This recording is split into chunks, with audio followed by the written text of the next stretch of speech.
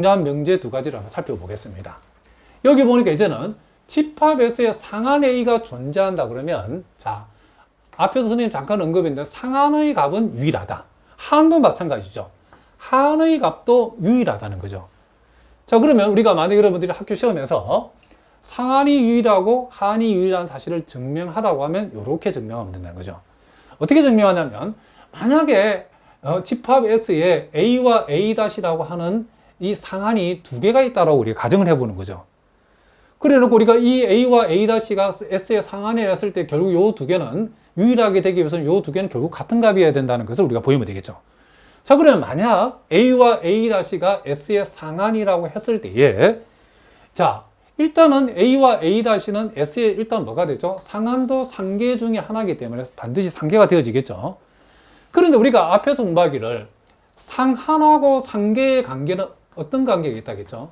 상한은 상계의 값 중에서 제일 작은 값이기 때문에 최소 상계에 해당되기 때문에 상한하고 상계를 비교했을 때는 반드시 상한은 상계보다 작거나 같다는 논리가 성립해야 되겠죠.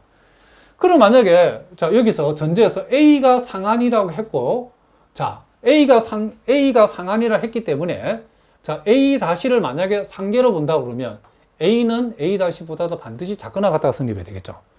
그리고 전제에서 A-를 상한이라고 우리가 본다고 하면 A를 또 상계로 볼 수 있기 때문에 A-는 A보다 작거나 같다. 요 논리에 의해서 요게 성립해야 된다는 거죠. 그러면 A는 A-보다 작거나 같고 A-는 A보다 작거나 같다는 요 두 개를 동시에 만족하려고 그러면 결국 A와 A-는 같을 수밖에 있다 없다? 없다. 이런 얘기죠.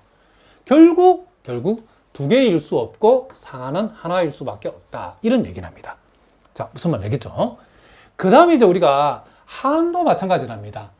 집합 S의 하한비가 존재한다면 그 하한비는 뭐하다? 유일하다. 이런 얘기를 합니다. 만약 B와 B-가 S에 둘 다 하한이 되어진다 하면, 자, 하한은 결국 하계 중에 하나이기 때문에 이 B와 B-는 S에 뭐가 된다? 하계가 된다는 것을 알 수 있죠. 그런데 우리가 앞에서 공부하기를 하한이라고 하는 것은 하계 중에서 제일 큰 값, 최대 하계를 우리가 하한이라고 했기 때문에 하한의 값은 하계의 값보다도 항상 크거나 같다는 것을 우리가 알 수 있다는 거죠. 자, 그럼 우리가 전제에서 P라고 하는 것을 S의 하한이라고 우리가 전제했기 때문에 자, P-를 만약에 하계로 본다라고 하면 자, P는 B-보다 크거나 같다를 만족해야 되죠. 하한은 하계보다도 항상 크거나 같다. 그리고 만약에 P-가 S의 하한이라고 또 전제했기 때문에 P를 하계로 본다 그러면 B-는 또 B보다 크거나 같다가 성립해야 되겠죠. 그럼 요 두 개는 결국 B는 B-와 같다는 결론에 도달한다. 그런 얘기죠. 그래서 하한 B라고 하는 것도 역시 뭐하다? 유일하다는 것을 우리가 알 수 있다. 이런 얘기를 합니다.